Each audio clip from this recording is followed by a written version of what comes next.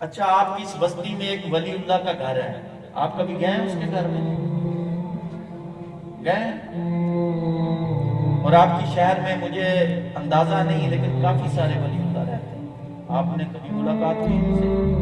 اچھا، ملاقات کرنا چاہتے ہیں ولی سے؟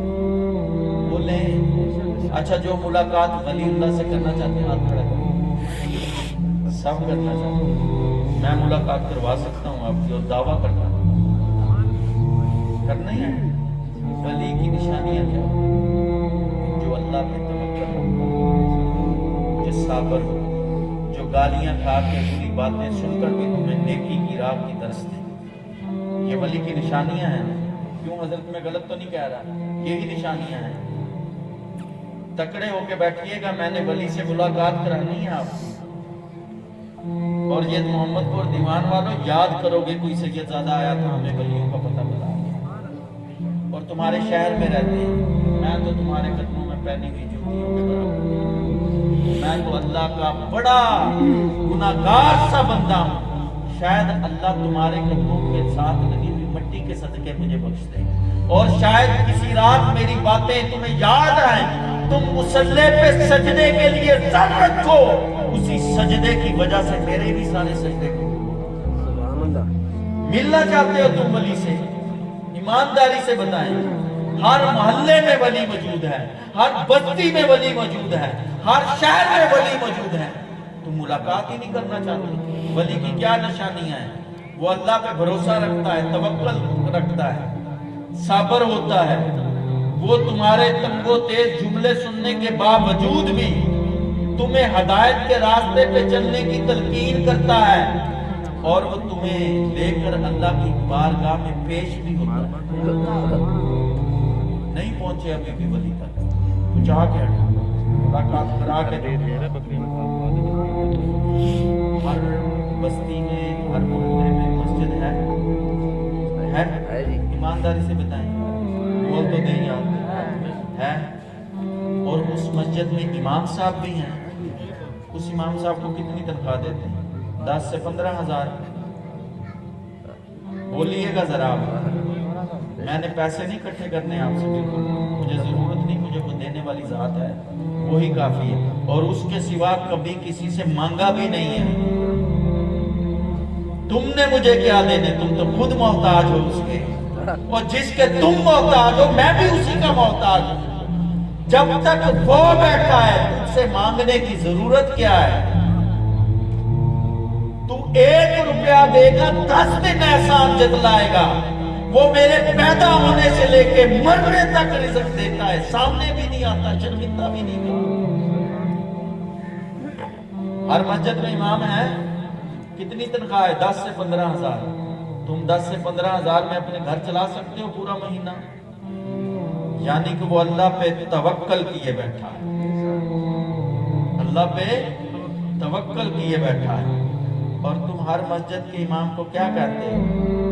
نماز پڑھ لے، نماز صحیح نہیں پڑھاتا، اس نے آج صفائی صحیح نہیں کی، صفیں صحیح نہیں بچھائیں، مسجد صاف نہیں تھی، امام صاحب آج دکان پہ کھڑے تھے، ان کا کیا کام ہے دکان پہ کھڑا ہوں؟ کیونکہ وہ تو انسان ہی نہیں ہوتا بیچارہ، اس کی بھی ضروریات نہیں۔ امام صاحب کے پاس موٹر سائیکل آ گیا، اس نے مسجد کے پیسے کھائے۔ مسجد کا جو کمیٹی کا خزانچی ہے وہ تیرا چاچا ماما ہے، امام صاحب کا نہیں۔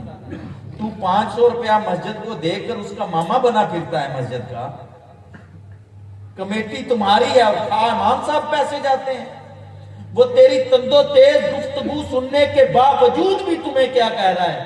5 وقت اذان کے لیے سپیکر کھولتا ہے، اللہ اکبر، حی علی الصلاۃ، حی علی الفلاح، آؤ نماز کی طرف، آؤ کامیابی کی طرف۔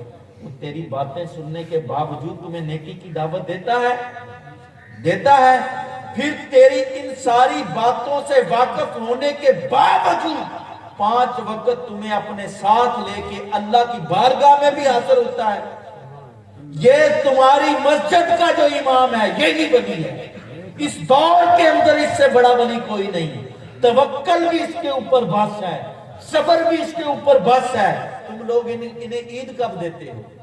بتائیں ذرا ایمانداری سے، تھوڑی سی تمہاری شامت آئی چپ کر گئے ہو یار، بڑے بڑے سردار ہو گئے، چودھری ہو گئے، ملک ہو گئے، میں نہیں کہتا، تم بہت بڑے لوگ، اللہ تمہیں اور عزتوں سے نوازے، اللہ تمہارے رزق میں اور اضافہ کرے۔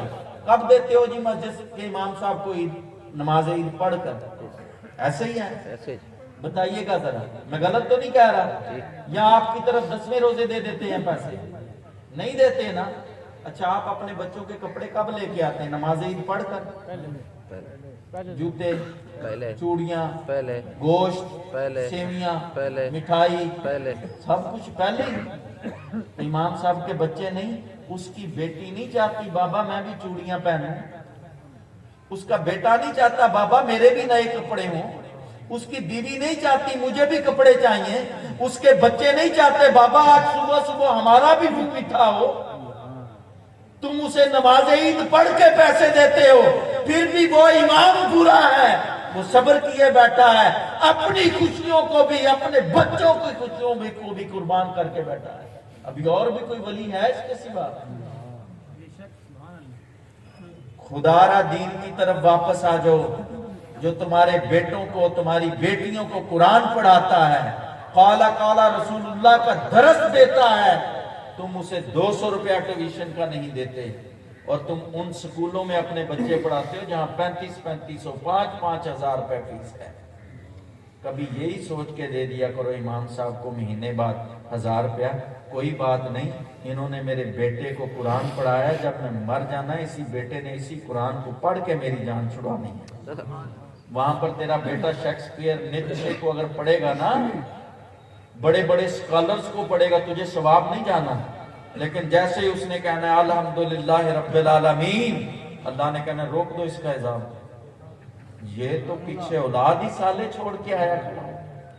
یہ دیکھو اس کا بیٹا کہہ رہا ہے کہ وہ اللہ وہ ہے جو رب العالمین ہے۔